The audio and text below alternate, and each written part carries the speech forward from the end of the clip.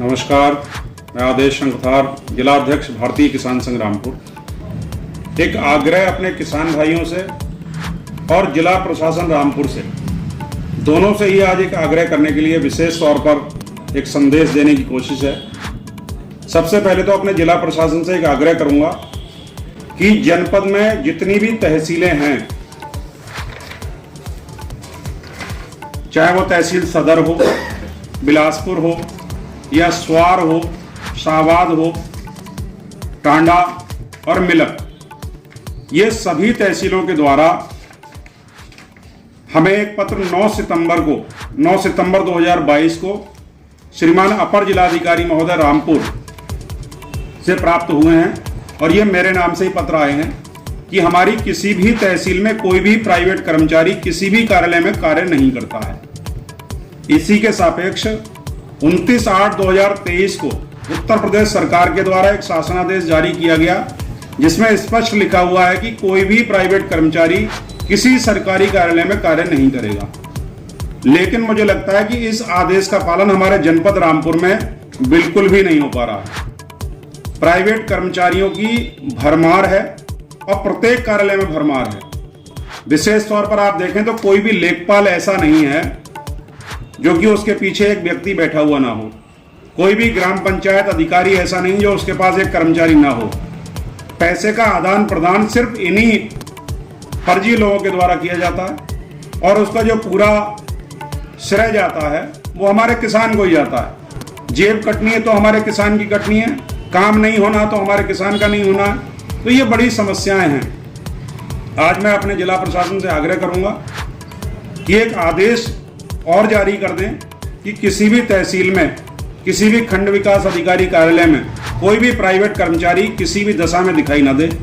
ये भारतीय किसान संघ कल से एक मुहिम प्रारंभ कर दी है। अगर हमें कोई भी प्राइवेट कर्मचारी कहीं दिखाई देगा, उसका हम फोटो और वीडियो करेंगे और डायरेक्ट श्रीमान जिलाधिकारी महोदय के व्हाट्सएप नंबर पर भेजने का काम भारतीय किसान संघ द्वारा किया जाएगा। और एक निवेदन मेरा यह है कि किसी भी कार्यालय में अगर 5 कर्मचारी काम करते हैं या 10 कर्मचारी काम करते हैं, उनका नाम, उनका मोबाइल नंबर, उनका पद लिख करके और गेट के बाहर लगाया जाए, जिससे कि हमें यह पता रहे कि इस कार्यालय में कितने कर्मचारी कार्य कर रहे हैं। अगर कोई अवैध कर्मचारी होगा तो बैठेगा ही नहीं।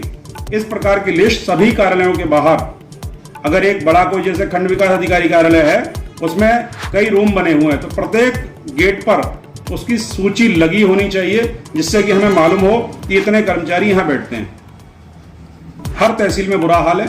यह व्यवस्था तत्काल प्रभाव से सुधारी जाए और अगर ऐसा नहीं सुधरा तो एक कल छोटा सा हमने एक संदेश देने का काम किया है कि उपजिलाधिकारी कार्यालय मिलक के पेशगार जुनैद खान जैसा कार्य इनके साथ कल हुआ है, शायद ऐसा कार्य दोबारा करने की मुझे जरूरत ना पड़े।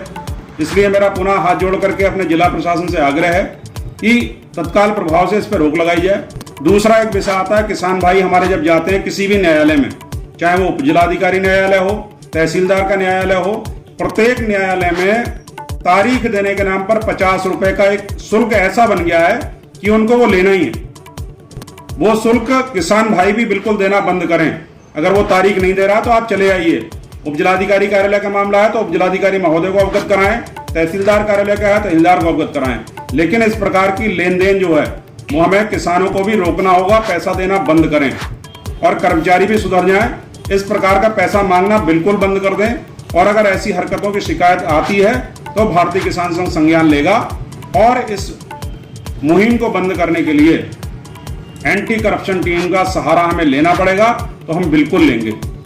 इसलिए मेरा पुनः आग्रह किसान भाइयों से भी और जिला प्रशासन से भी, दोनों तालमेल बना करके किसानों को